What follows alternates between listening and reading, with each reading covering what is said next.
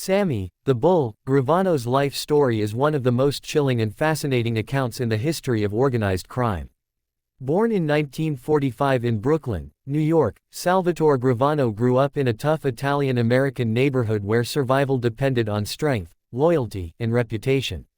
As a small boy, he was often bullied, but when he fought back fiercely, the other kids nicknamed him, the Bull. Struggling in school due to dyslexia, he soon turned his attention to the streets, where gangs and criminal opportunities offered him a sense of belonging. By his teenage years, Sammy had already begun running with local gangs, carrying out thefts, enforcing debts, and proving himself as a fearless fighter. His fearlessness and loyalty attracted the attention of local mobsters, and eventually, the mafia took notice of him. In the 1960s, Sammy started his criminal journey with the Colombo crime family, one of New York's infamous five families. He handled small jobs but quickly gained a reputation for being reliable and ruthless. Soon, however, he found his true home with the Gambino family, then under the leadership of the powerful boss Carlo Gambino. Sammy became a trusted soldier and began moving up the ranks, handling construction rackets, labor union deals, gambling operations, and extortion. What truly set him apart was his role as an enforcer. When someone needed to be punished or silenced, Sammy was often the man to do it. Over time, he admitted to being involved in at least 19 murders, always justifying them as business decisions or matters of loyalty to the family. His reputation grew, and he became a capo, leading his own crew and controlling millions of dollars in racketeering operations. The turning point of his career came in the mid-1980s, when John Gotti engineered the assassination of Paul Castellano, the Gambino family boss. On a cold night in 1985, Castellano was gunned down outside Sparks Steakhouse in Manhattan, and Gotti assumed control of the family. Sammy played a key role in the new order, becoming Gotti's trusted underboss, the second in command of the most powerful mafia family in the United States.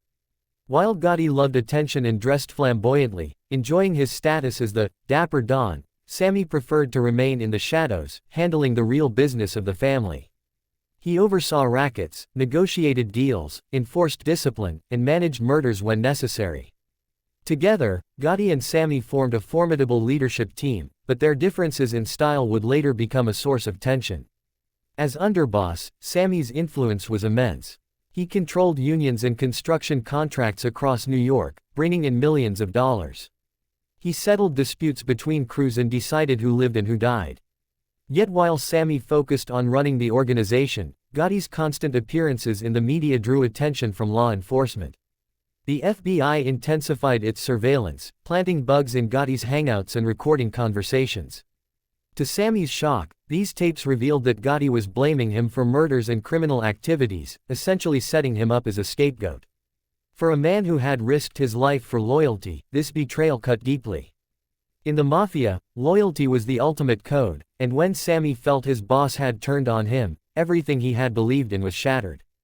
In 1991, facing life in prison and convinced that Gotti had betrayed him, Sammy made the unprecedented decision to cooperate with the federal government. He became the highest-ranking mafia member in history to turn state's witness. His testimony exposed the inner workings of the Gambino family and confirmed Gotti's role in multiple murders and racketeering operations. In 1992, largely due to Sammy's testimony, John Gotti was convicted and sentenced to life in prison without parole. The so-called Teflon Don had finally been brought down, and it was his own underboss, Sammy the Bull, who had delivered the blow. After his testimony, Sammy entered the Federal Witness Protection Program, but unlike other mobsters who vanished into quiet lives, he remained in the public eye. He gave interviews, wrote books, and later launched podcasts and online content to tell his story in his own words. However, old habits followed him. In 2000, he was arrested again, this time for running a large ecstasy drug ring in Arizona with the help of his family. He was sentenced to prison but was eventually released, continuing to speak openly about his past. Sammy's life story is filled with contradictions. To many in the mafia world, he is a traitor who broke the sacred oath of silence, omerta. To others, he is a survivor who exposed the hypocrisy and corruption of an organization built on loyalty but often riddled with betrayal. What makes his story so compelling is his honesty. He does not glorify the life but describes it coldly, admitting to murders and violence without excuses, while also explaining the code and mentality that governed the mafia. His words reveal the lure of power, the weight of loyalty, and the cost of living outside the law. The legacy of Sammy the Bull Gravano is both notorious and instructive. His rise from a bullied kid in Brooklyn to the feared underboss of the Gambino family shows how the mafia recruited and shaped men who could be both ruthless killers and trusted leaders. His betrayal of John Gotti illustrates the fragility of the mafia's brotherhood, where even the strongest bonds could break under pressure. And his later life, marked by prison, public exposure, and reflection, shows that the mafia lifestyle rarely ends in victory. Sammy's story is not just about crime but about human nature itself, the hunger for respect, the temptation of power, the dangers of blind loyalty, and the devastation of betrayal. He was a man who lived by the mafia code, only to break it when it no longer served him. He was feared, respected, hated, and admired, all at once. His life demonstrates that in organized crime, there are no lasting winners. The mafia promises honor and brotherhood but delivers fear, paranoia, prison, and death. Today, Sammy the Bull remains a controversial figure who continues to tell his story, not as a glorification of the mafia, but as a warning about its reality.